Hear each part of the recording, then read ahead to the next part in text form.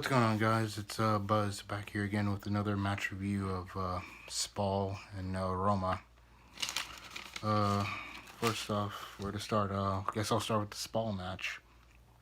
It was a pretty dominant performance, mainly from the second half. 4-0 was the scoreline, with three wingbacks scoring. Actually, pretty much not three wingbacks scoring, but three wingbacks basically having a really good game. Antonio Candreva, Cristiano Barighi, and Ashley Young. Candreva opens up the first goal. Candreva opens up the first goal with an Alexis Sanchez assist. Christian Barighi fires from outside the box. And this is all in the second half. First half was pretty even, mostly. Spal tried hoofing it up and crossing it into the box to Patanglia, and whoever the other striker is. I don't know. I don't watch Spal. But yeah, that basically did nothing for them. So all these goals came in the second half. Alexis Sanchez assists Candreva. Christian Barighi bags one. A pretty good goal. Ashley Young, assists to Alexis Sanchez. And then Christian Barighi assists Roberto Gallardini to make it 4-0. This match, Alexis Sanchez was on fire, and he's pretty much been on fire and in form since the restart. He's playing a high aggression and pressing. And yeah, for me, I wouldn't drop him. I'd keep playing him. And he had, I think it was him and Martinez up top. Good performance take against Roma. This is the match we needed. 4-0 dominant performance to build confidence for Roma and try to close the gap against Juventus. If you're watching this, it's Tuesday morning. And Juventus won against Lazio. So they basically won the title. But this was a good game to go out and build momentum towards the Roma match, which the Roma match had a lot of controversy. Not a lot of controversy, but a lot of talking points to it. This basically saw Alexis Sanchez continuing his flying form, with him assisting Stefan de Vrij in the first half off of a corner. Stefan de Vrij heads it in, and we lead 1-0. Inter Milan leads, especially in big games. Lazio, Dortmund, Barca. Right before the end of first half, we end up conceding, which there's a lot of controversy on the first goal of AS Roma. Did Alexander Kolarov foul Lautaro Martinez? And VAR did a review on it. From my standpoint, actually looking back at it right before I made this review, I actually ended up changing my mind, because before I was like, I don't think he did. But actually getting a better look at it, I think he did foul him, and Antonio Conte does have a right to be angry. But it is what it is. I mean, what's the point of VAR? That's what a lot of people have been questioning for the past 3 or 4 years since they've introduced it. Or I think 3 years since they've introduced it. What's the point of VAR? But for this match, one thing for me that stood out that didn't make sense was team selection. And it's mainly just the midfield area, because Barella comes back in, but yet he's playing in where Christian Eriksen and Borja Valero are supposed to play. Because more or less, Barella does have in his locker the ability to create chances, but more or less he seems more like a box-to-box midfielder to me. But mainly this saw Roberto Gallardini and Brozovic partnering the midfield in a two-pivot, which didn't make sense to me, just because I just personally don't think Roberto Gallardini does much. I mean, he can come up with a goal every once in a while, or an occasional meme of a miss. But I personally would have just benched Gallardini and put Gallardini where, or I would have put Barella where Gallardini was, and then started Borja Valero or Christian Eriksen, because he brings Christian Eriksen on, And way late into the match, oh man, yeah, but that just didn't make sense because literally Alexis Sanchez is the only one trying to create. And one thing I did notice is literally he's dropping deep. Literally, Sanchez is dropping deep to receive the ball and try and create something. And with that, you need a Christian Eriksen or Borja Valero who can just easily make something happen or literally spot an eye for a pass. Lautaro Martinez just looks off rhythm and off pace. Goes down way too easy. Just hasn't literally looks like his form's just drastically dipped and plateaued now since the restart of football. I don't know what it is. No, he's scored recently, but even then, he just doesn't look convincing. Doesn't look like he has a lot of fight in him. Doesn't look like he has a lot of hunger. I tweeted this out. During the first half of the season, he looked like he was in flying form. Like he's literally about to go to a World Cup or literally about to lead Argentina to a Copa America at the end of the season with the way he was playing in the first half of the season.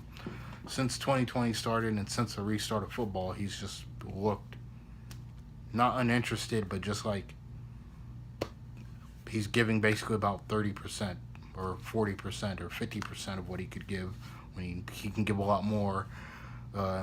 He's losing the ball way too easily. He's falling over way too easy. Like literally, maybe the Barcelonas have gotten to his head, or maybe he is unsettled. I don't know. Or maybe it's probably just lack of crowd atmosphere. I don't know. But hopefully he refines form. But then again, we'll sort that out once the season is officially over. What to do in that area. But what actually enraged me about this match was the piss poor defending on the second goal we conceded to Roma, which literally is a FIFA goal. Literally a FIFA 20 goal, to be exactly specific. Literally, I think it was Stefan de Vrij who tried to clear it, and it bounced off of Bastoni, and literally Hunter Mkhitaryan just taps it in. Literally, they just walked it in. It was borderline infuriating. But, when Lautaro Martinez is then taken off, Lukaku comes on. We win a penalty, conceded by Victor Moses. Spinazzola's tackle on Victor Moses leads to us getting a penalty. Lukaku steps up, takes it, bags it away. It's 2-2 in the 88th minute. Going all the way to, I think, the 94th minute, we have two corners, which you think maybe Inter's about to pull some snatch and grab FC, robbery FC, Robin Hood FC, about to just come and steal points away, but we can't make anything happen. And literally, nothing happens, so the match ends 2-2. There's a lot of controversy with the VAR call on Kolarov, as well as Antonio Conte's comments, because it seems like he's complaining and moaning, and some Internistas are a bit fed up, and then some are understanding, which actually looking at his comments, I'm kind of in the middle on it, but because to be fair, in my opinion, with the whole restart of football, everything's kind of died out, basically. Teams coming back, teams only training a little bit before and then being thrown into matches, it just seems a bit iffy to me. And this whole, basically the season for me is kind of a write-off, essentially. There's not much to get mad about, or too mad about. But I'll go into Antonio Conte's comments.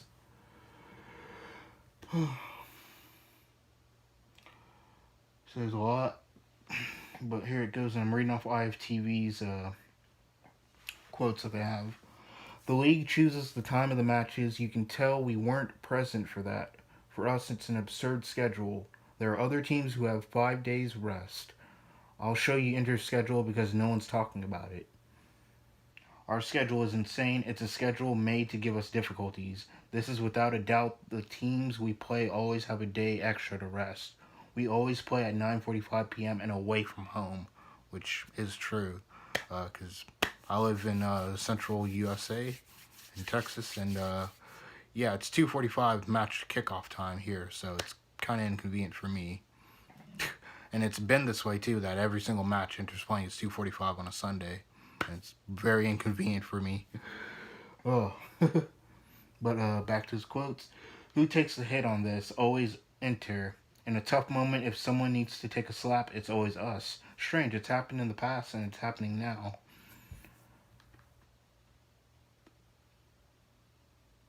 Huh. Yeah, and he's basically talking about our scheduling. Why is it literally that always Inter's kind of screwed over? Which a lot of funny fans and jokes are made, like, oh, is he talking about the scandal that happened under his watch at Juventus? Uh, yeah, which I have noticed though is the scheduling is a bit weird, but also too, I mean, kind of can't complain about scheduling because you could say Napoli's in the same boat. You could say Milan's in the same boat. But not even that, though. Like, since the restart, out of the top 4 teams, Atalanta, Lazio, Juventus, Inter, Atalanta is the only one that's consistent. Juventus, you don't know what you're going to get. They happened to beat Lazio today's Tuesday. They happened to beat Lazio yesterday on Monday, drew Sassuolo, and drew Atalanta. Lazio's form has taken a dip significantly since the restart. And with us at Inter, you don't know what you're going to get. One day you could be eating pancakes and waffles with the frosting on it, and the next day you're eating crap. Like, you really don't know what you're going to get with us. The only one who's out here eating lobster and having a good time is Atalanta. So I kind of don't get what the whole scheduling argument is. I mean, I can see why he's angry, because he feels that, but to some people it just feels like he's making excuses, deflecting. And I watched ESPN's analysis on this, which for them, their analysis isn't really that good, in my opinion. Especially saying that Alexis Sanchez shouldn't start. Yeah, you obviously don't watch football. But yeah, and then Antonio Conte's comments about VAR and the Martinez situation. Inter is always under the magnifying glass. I can imagine what can be said about the teams that are outside of the Champions League. Potential foul on Lautaro. There is no doubt, I saw it very clearly. Roma's player doesn't touch the ball. He hits the heel of Lautaro. Which, going back, it looks like he does hit him, but then also looks like Lautaro makes a big deal of it and probably goes down a bit too easy. VAR looked at it, the ref looked at it and saw nothing. Which, again, is another controversy that people have against VAR. If it's being used properly or if it's a bit biased. Because there have been some dodgy calls this season, as well as previous seasons before, and the use of VAR and the argument for it. But that's been our match review so far. My opinion, it was a pretty even match. Honestly, we crumbled way too easy. Piss poor defending on the second goal that just literally made me question how, why, where's the organization, where's the leadership, how do you even concede a second goal like that? Just if you haven't seen it, go back and watch it. It's just literally gifted them a goal. We might as well have honestly just left the players unmarked and not even tried going for it. But we move on to Fiorentina and Genoa next, and then Napoli and Atalanta. We've secured Champions League football, and hopefully we can finish off second in the season. We don't have to go through a heart-pounding, blood temperature-raising, calling your doctor for anxiety pills, securing Champions League 4th spot this year. So yeah, that's something to at least celebrate and look at the positives and moving forward. Yeah, so that's my match review for Spal and Roma, as well as my opinion on Antonio Conte's comments and the VAR decision. Give me your comments down below. What do you think? Do you think Antonio Conte is justified in being mad about our schedule? Or do you think it's just him trying to deflect? And then what's your thoughts on the VAR decision? Personally, I don't think VAR honestly does much. But I feel, honestly, it kind of should be adopted like an American style, like American football, where Where in American football, if you want to challenge a play, you get 3 challenges per game, 3 challenges per teams. If you see something dodgy like that, you throw a flag out, you challenge it, VAR reviews it. They see something, uh, it gets reversed. If they don't see anything, nothing happens. I feel like that should honestly be the way moving forward, but that's just my opinion. What's yours? Leave it down in the comments below. I'm Buzz, and this has been my match review for Spal vs. Roma. I'll catch you guys after Fiorentina Genoa, and I'm out. Peace.